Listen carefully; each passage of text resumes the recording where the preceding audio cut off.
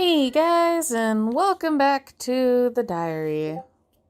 Opening up a new entry. I'm doing this during the day, so you're probably going to hear my girls.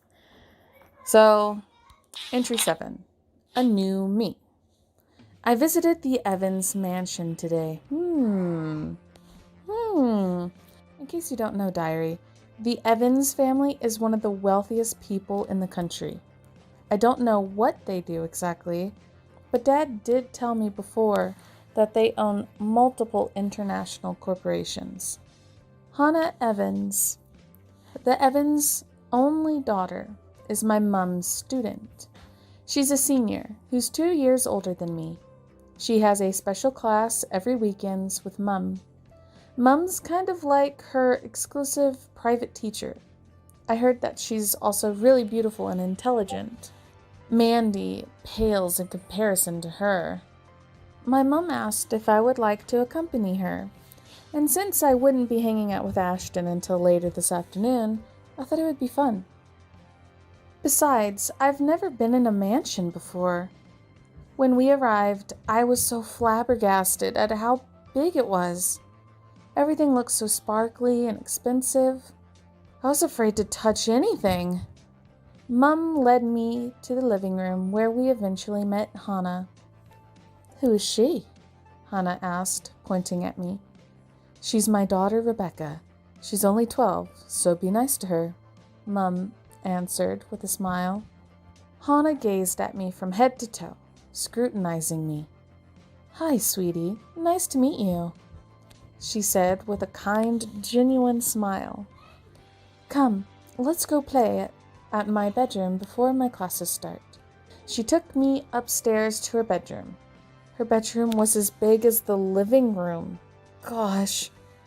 And began to ask me questions about my life, my favorite food, movies, hobbies, etc. Then she paused and grinned deviously. "So, Becky." "Becca," I corrected, but she didn't seem to care. "Do you have a boyfriend?" I blushed and shook my head. I told her she's very pretty, so she must have a boyfriend.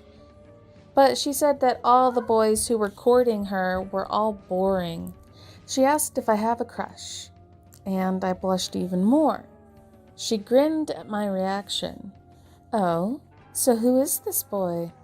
I told her all about Ashton, and how he was always protecting me from bullies.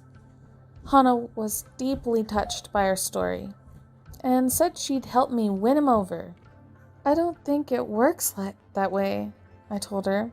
"Ashton can be really dense, and he just doesn't see me that way." "Oh, sweetie, you know nothing," Hannah giggled.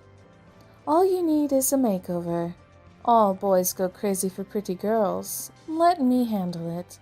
Once I'm done with you, he won't be able to resist you." Before I could answer, she already dragged me to her vanity table and began fixing me up. She combed my hair, decorated my nails, and placed makeup on my face. Then she opened her wardrobe and grabbed 2 sets of expensive clothes. I wonder what you'll look great on," Hannah pondered while staring keenly at the clothes. "This summer dress will make you look sexy and mature, while this pink casual long-sleeve blouse with frilly petticoat will make you look cute and playful. Becky dear, which one do you want to wear?" What should I wear? The yellow summer dress or the pink blouse with petticoat? I don't think Becca would really go for something sexy, so we'll do that. "I think I'll go with the pink blouse and petticoat," I answered, though the yellow dress was also pretty. "All right," Hannah said, as she handed me the dress.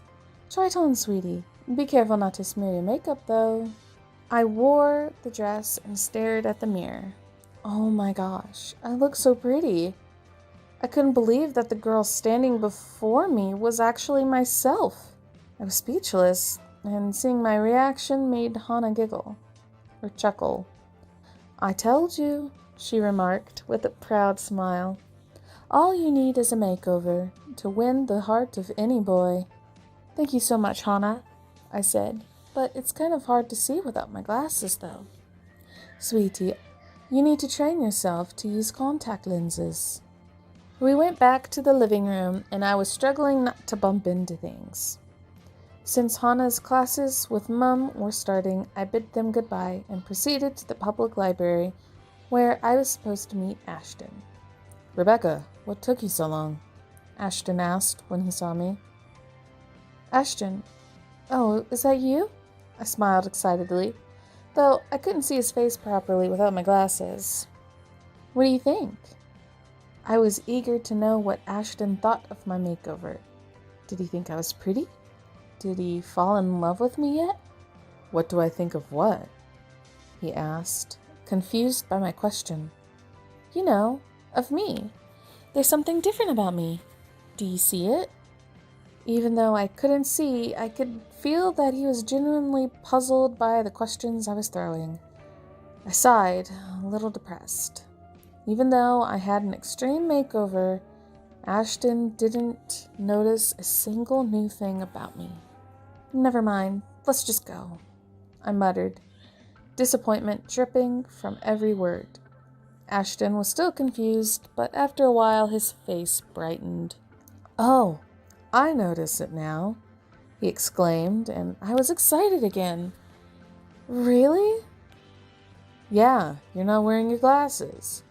He grinned, and my jaws almost dropped. He reached for my bag and grabbed my glasses. He placed it on me. There we go, he continued, still grinning innocently. Phew, that was a close call. How could I have not noticed you didn't have your glasses on? I guess I need to keep working on my observation skills. I'm going to become a detective after all. Sigh. Why do I even try? Entry 8. Best Friends.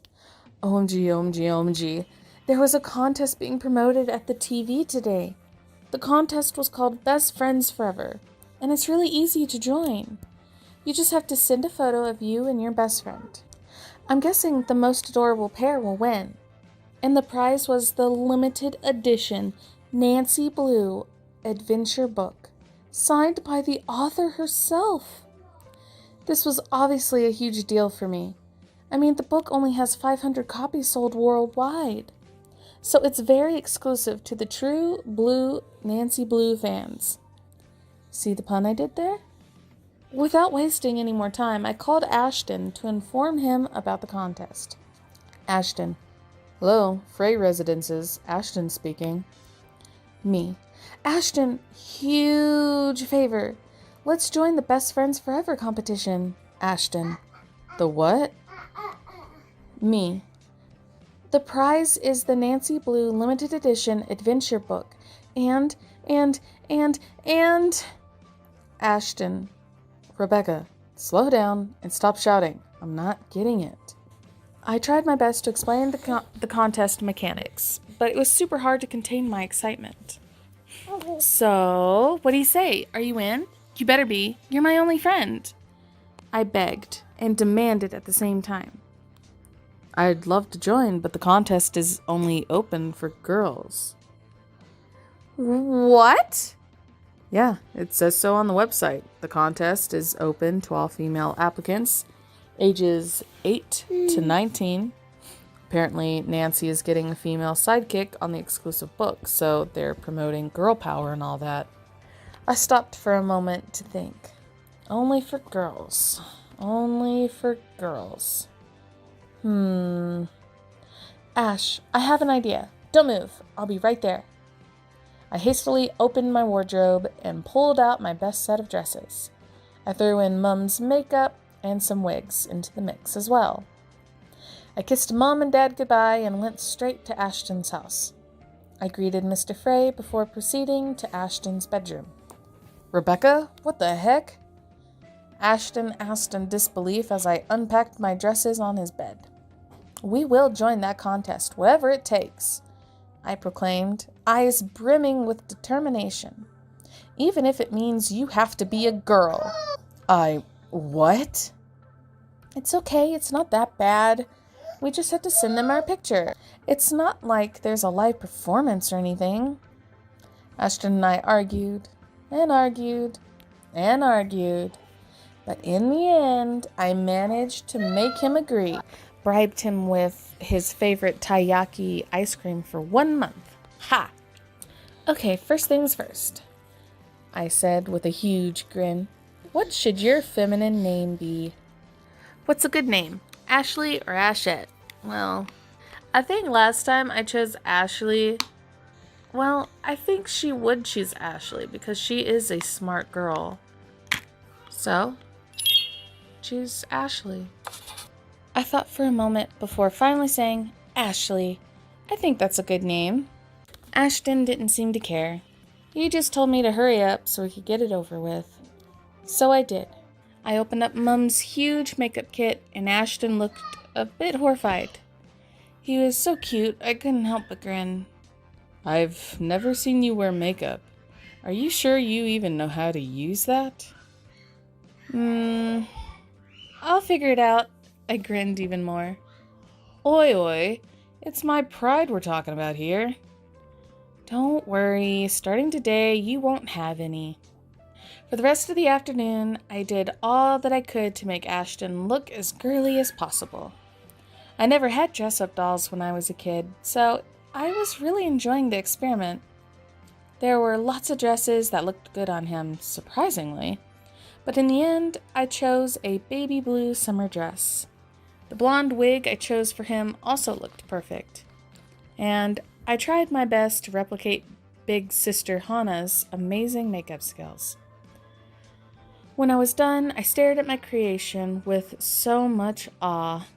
Victory is ours, I proclaimed. I handed him a mirror so he could see my genius work. What did you do to me? Ashton exclaimed, terrified that he couldn't even recognize his own reflection. I made you beautiful, of course, I beamed. Now come on, let's take a picture so we can send our entry. After we took our photo, Ashton furiously shoved me out of his room so he could change. I yelled goodbye from his door before going to the post office to send in our entry. I also kept a copy of the picture for keepsakes, and maybe for blackmail purposes if I feel like it in the future. Mwahaha! Oh gosh. Update. The results are out, and we won! I know I should feel guilty because we cheated, but it's the limited edition Nancy Blue. I'm just so happy. Alright. Now we know Ashton was dressed up as a girl at one point. Alright, entry 9, pendant. I lost my pendant in school today, and I got a good scolding from Mum because of it. After all, it was one of Granddad's precious heirlooms. On my 6th birthday, he gave it to me as a gift. Mum's not the only one who's upset. I holed up in my room, refusing to leave. It was the only memory I have left of Granddad since he died when I was 6. Even though he passed away 2 years ago, I still remember everything. It was raining and the air was filled with gloom. I couldn't stop crying, despite Mum and Dad doing their best to comfort me. The hospital suddenly seemed cold and unforgiving, a place of death and dashed hopes. He was diagnosed with stage 4 adrenal cancer. The image of his face, lying lifelessly on the bed, continued to haunt me. It was Granddad that cultivated my love for reading. He would be there during the times when my parents were too busy with work. He would tuck me into bed, and he would read me the most amazing bedtime stories.